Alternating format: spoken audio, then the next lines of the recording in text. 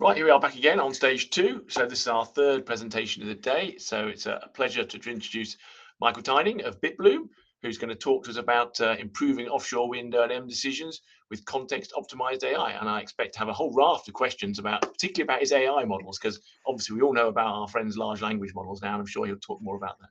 So without further ado, Michael, over to you. Brilliant. Thanks very much, John. Yeah, so as John said, I'm Michael Tyning, Head of Technology at Bitbloom, and I'm going to talk to you today about improving offshore wind O&M decisions with context-optimized AI. Now, it can be really hard to figure out what is just hype and what is real in AI.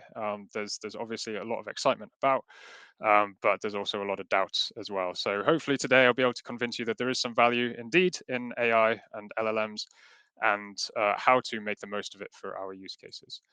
So before I dive in, I'm just going to introduce myself a little bit and the company. So I co-founded Bitbloom about 6 years ago to build an AI-powered fleet performance management software platform. So this was before LLMs, of course. So we're doing a lot of the trad machine learning as well. I'll explain a little bit more about that in a minute. Prior to Bitbloom, I've had various software engineering roles in and out of renewables for the last 16 years ago. And I've been an AI student and enthusiast since for the last 20 years since I covered it in university a bit. So it's really exciting to be able to stand here today to talk to you a little bit about what is going on with the latest wave of AI excitement. A bit about Bitbloom though. Like I said, we provide fleet performance management software, and we believe that if you're not analyzing your operational data to deep monitor your assets, then you are likely losing revenue against your baseline projections. So we run a really broad set of analytics across your wind portfolio, and we also do solar as well, and we can detect suboptimal performance and avoid lost yield, like both small and obviously large deviations in performance. And typically we see we can improve energy yield by 0.1 to 1%, even on the best run wind farms. We do that with condition monitoring as well, so we can detect health issues before they become critical and help you act early on them. So we can detect issues 1 to 12 months before they become failures. We also monitor regulatory requirements and alignment, so that reduces legal risk. And finally, we do various finance modeling, so budget reconciliation and helping to understand long-term performance with all of Bitbloom's cutting-edge analytics underlying that. We do all of this within the SIFT platform. So SIFT is a software platform that allows us to automate deep analytics, really detailed analytics across renewable portfolios. We ingest data from a range of sources. So, of course, wind turbine SCADA data, event logs. We've got solar as well. We're kind of device agnostic. And also, we're taking in a lot of information, less structured information from our analysts who are deep diving into issues and telling the story about what is going on in the wind farm and working across stakeholders. Of course, we produce reports and tasks from this with recommendations. We communicate all of this within the platform to the varied stakeholders that are involved in operating and running wind farms and increase revenue, of course. We operate globally, currently on more than 5 gigawatts of wind and solar assets. I showed you the SIFT platform there. We provide both the platform standalone and also a fully managed service where our analysts will work with your teams to make sure that you're getting the most out of the data and coordinate across various stakeholders, including the owners, operators, OEMs. And we've got a lot of diversity of asset types as well within the platform. So that's enough about Bitbloom, but I came here today to talk to you about AI and specifically LLMs. And so if you're involved in offshore wind operations at all, then the data landscape might look a little bit like this, which is really quite a cool picture that I got Google's new image model, Nano Banana, to generate for me. So we've got machine data coming in. We've got a sea of unstructured data. So this might be project reports, event logs, site access logs, a whole lot of different types of unstructured data. We've got the output from analytics from a platform like SIFT.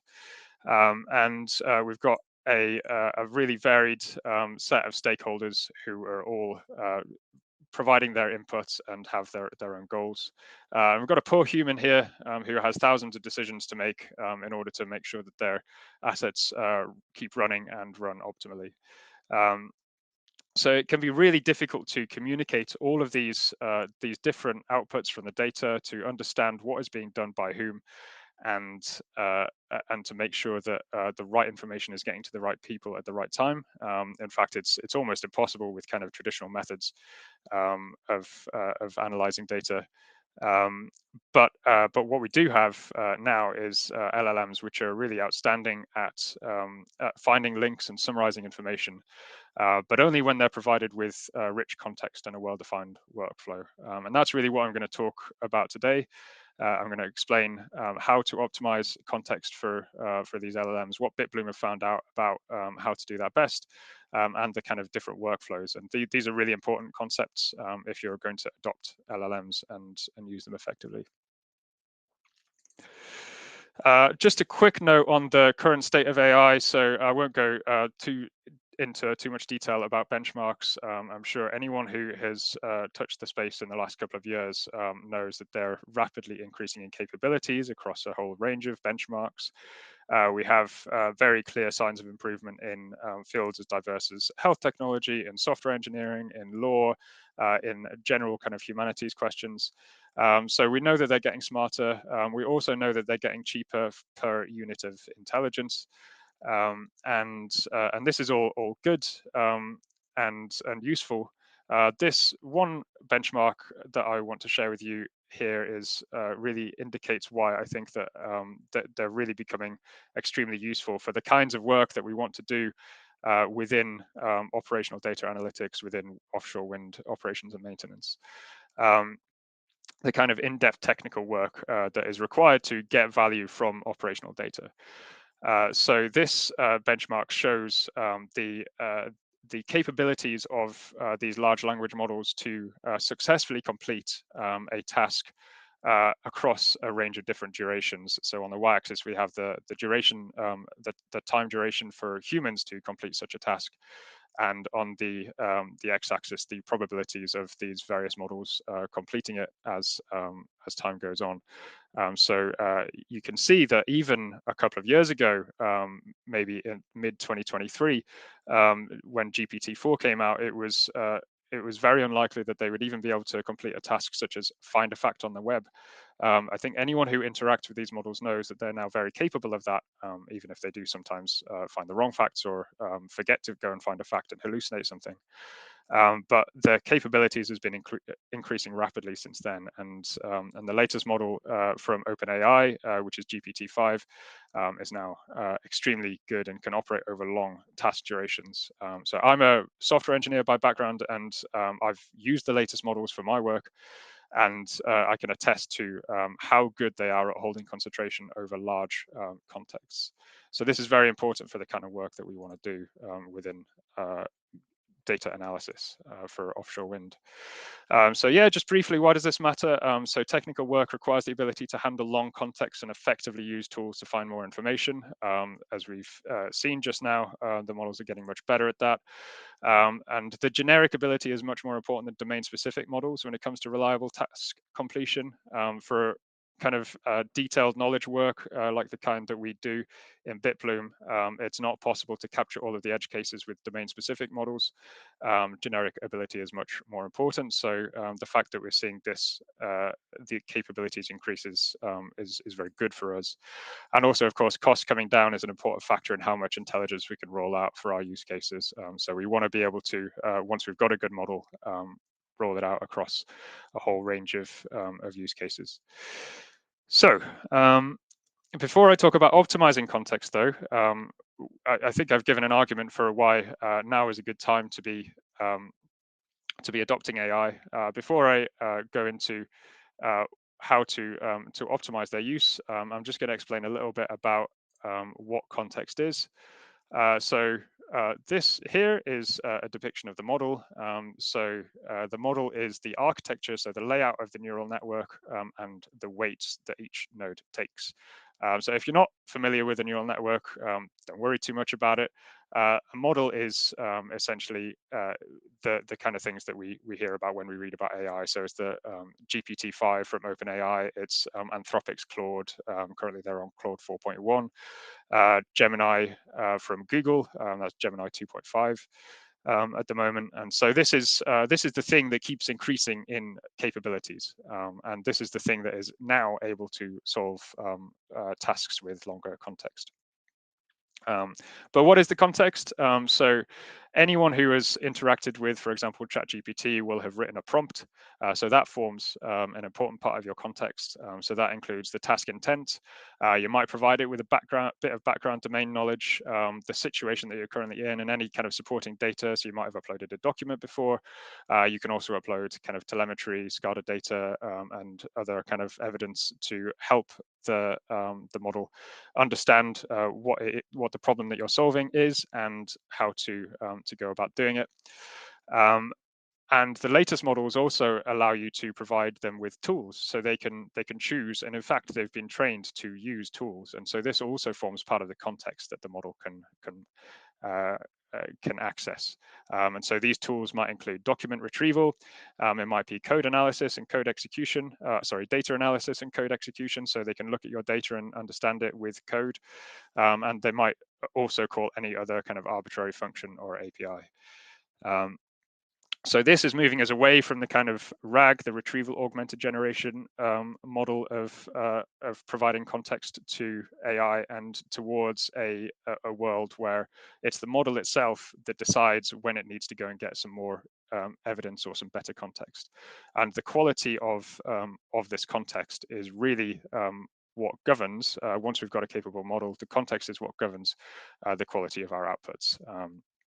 And so those outputs might be insights from the documents that we have. It might be reports summarizing various things that are going on in your sites.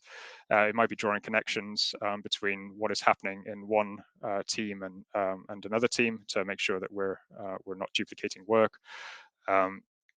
So the range of good quality outputs that these models can produce is now increasing quite rapidly, and that's what we're seeing in Bitbloom. So we, I think, now know what context is. So why should we optimize it? So here we've got a line depicting less context versus more context. So what happens if we provide less context or not enough context? So this is where we get the classic problem that everyone knows about with LLMs, which is hallucination. So if our context is too short, then the model will typically hallucinate a response. The models are very bad at saying they don't know. They're trained to give responses. So if you don't give it enough information to solve its problem, then it's just going to make something up and present it very confidently as the answer to your problem. It's not always as bad as hallucinations. It's not always completely nonsensical. Sometimes it's just off topic. But this is typically the problem that happens when we don't provide enough context, because the model is really trying to give you an answer either way. And it will just make something up. This is less of a problem with the new models. So the latest OpenAI model, for example, GPT-5, has been shown to be much less prone to hallucinations, but it's still a problem with not enough context. If we have more context, then we subject our workflows to something called context rot. So this is a phenomenon that's been documented, where the longer the context gets, the less the model is able to pay attention to what's in the context, and the more likely that the responses will be off topic, or it might miss important details. What actually happens is that in a lot of cases, at least, is that the model will be able to pay attention to whatever's at the start and the end of your context, but will miss a lot of what is in the middle. So we don't want that as well. So optimizing is super important. So we want to end up in this Goldilocks zone in the middle, where everything is just right, and we get good information retrieval, minimal hallucinations, and this allows the model to so-called ground itself in the sources that we've provided. It's not super easy to do this, though. It is not possible to just write a prompt that is optimal. So this requires a lot of kind of work and iteration and measurement to try to understand what the correct context length is. So what does this mean for Wind O&M? So crucially, we need to understand the workflows common in generating value from data in offshore wind. So that's something that we at Bitbloom have been doing for a long time. We're very good at. And once you understand those workflows, you can optimize the prompt and the tool use by benchmarking it for, and we can do that for the high impact workflows. We can tune outputs to be impactful for targeted user profiles. So for example, the asset manager, operations manager, the analysts. So if we know who we're trying to communicate with, we can tune the outputs better for them, and we can provide the models with useful tools. So for example, allowing them to search background information, operations manuals. We can provide the platform with a link to SharePoint, so like to your SharePoint, where your documents and your kind of tacit project knowledge lives, in order that we can let the model go and search that data. And we can link previously siloed issues and search for relevant information across your whole portfolio. So if you've got more than one site, then we can look for other issues that might be related, for example, on some of the turbine models. So how do we build this in Sift? We've got our Sift platform. This has got a lot of data in it. We've got device data, SCADA data, measurement data. We've got analytics and alerts from our platform. We've got histories of issues across turbines, across the portfolios. We've got a lot of unstructured project data as well, like maybe commissioning data, device histories, OEM manuals, event logs, asset logs, much more data in there. And we want to be able to give the models access to that. So the way that we approach this is that we split each task that we want to solve into a workflow. And for each workflow, we'll be optimizing the prompt. We'll be providing it access to document search, task search, and data lookup so that it can get all of the relevant data that it needs. And we'll be producing structured output out of this. And that structured output might change depending on, or the format of that might change depending on what the particular task is, so that we can build nice user interfaces to communicate the outputs from the model to the right people in the right way. So we don't think that chat interfaces are necessarily the way to go here. We think that focusing on a workflow and optimizing that is really the best way to approach AI. So a few examples of the kind of features that we've built with this. Firstly, we can leverage embedding models and AI for a semantic natural language search. So we've been able to upload documents into the Sift platform for a while, and these come from a range of sources. So they're now open for natural language search. So typically the way that this might work for an analyst who's working with the platform, they're investigating an issue, they want to find maybe a similar issue that's happened on a different wind farm, or some background information on the issue from maybe the OEM manual. They can just drop into a search. And so this makes use of the latest AI embedding models. And of course, the search is also available to our AIs. We can use LLMs to understand and create links from new data to existing actions. So this allows us to reduce overlapping work.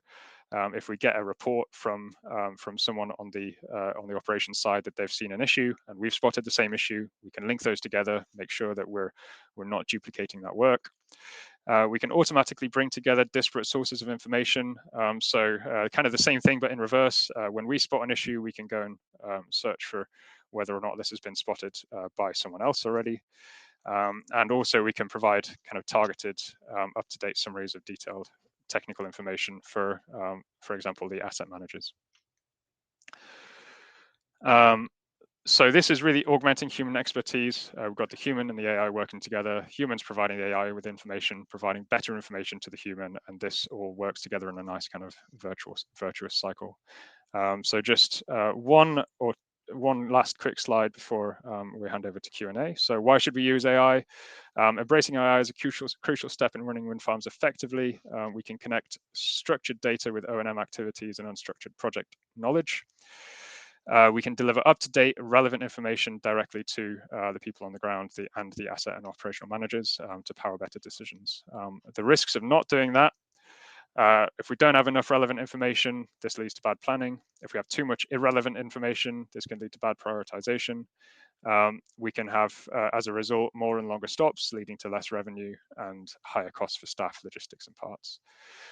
So there's some really very real financial opportunities here as well. So we're increasing analyst efficiency, order of 100K as your portfolio grows. We're generating more revenue. So we already do 1% revenue increase from just the basic analytics. So as we improve the rate at which we're able to deal with issues, this is going to go up. And we can lower maintenance and component costs from improved planning. We just released a case study with one of our clients, 𝗃𝗶𝘁𝗃𝗂, where we noted that we're saving 100 to 300,000 euros because of this kind of activity. And overall lower costs from improved organizational efficiency. Quick word of caution: control your context if you're going about implementing AI. Make sure that nothing weird gets in there, otherwise you're in for some strange things. Understand the performance of your context plus the model. It's not enough to understand just how the model performs. You also need the context. And finally, maintain a human in the loop for important decisions. So we're not ready to hand everything over to AI just yet. We want to make sure that humans are always there with their finger on the button. So there we go. I rushed through that a little bit, but thanks very much. I hope you have some questions. Great. Thank you, Michael. That's really interesting. And as you say, AI very much a hot topic at the moment, and great to hear somebody actually doing it properly. And once again, if you've got any questions, put them in the Q&A section, and we'll get Michael to answer them. In the meantime, I've got a couple for you, Michael. One is, which large language model do you actually use, and have you integrated the latest ChatGPT 5 in it, or where are you on that? So we're currently using GPT 4.1, and we use that within the Azure platform so that we can maintain data separation and like really strong security practices. We haven't integrated the latest GPT-5, but we're currently assessing the performance of that, and this is one of the key things. You can't just kind of swap out your model from underneath all of your workflows until you understand the performance of it and make sure that it's going to behave as you want it to. No, that's what I thought, and I thought that hence why there's a bit of time required for you to make the assessment, presumably reprogram things so you can use ChatGPT 5 rather than 4.1, and that sort of takes a bit of time. And just in terms of, and I think you commented a bit on the end there, the main advantage of using AI now, is it that you're actually freeing up time of the analysts, or are you actually getting new insights that we didn't get before? Yeah, because obviously there's a slight different view there in terms of what you're achieving here with the AI. I mean, it's definitely both. Where previously we didn't have the capacity, and our clients didn't have the capacity to read all of this documentation that's coming in from operations, and so they'd get reports and they just kind of go into SharePoint and not get looked at.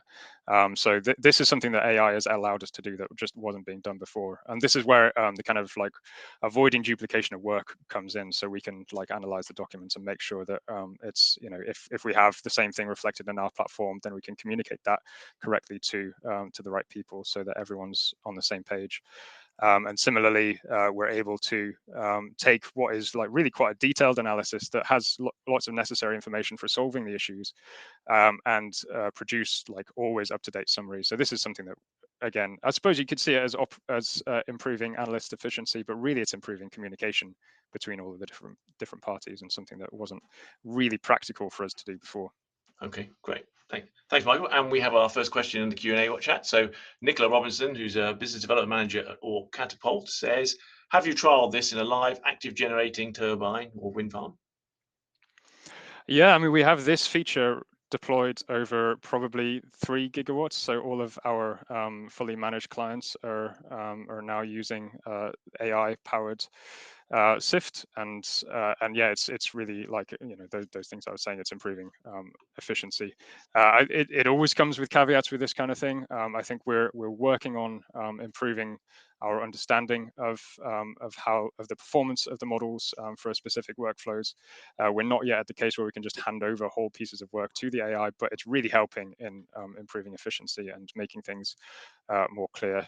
So yes, it's absolutely running production. Great. All right, brilliant. And with that, we just ran out of time. So thank you very much. Thank you, Michael. I'm sure he's happy to hear from anybody with further questions afterwards, and we'll move on to Absolutely. the next session. Thank you. Great. Thank you, John. Bye. Bye.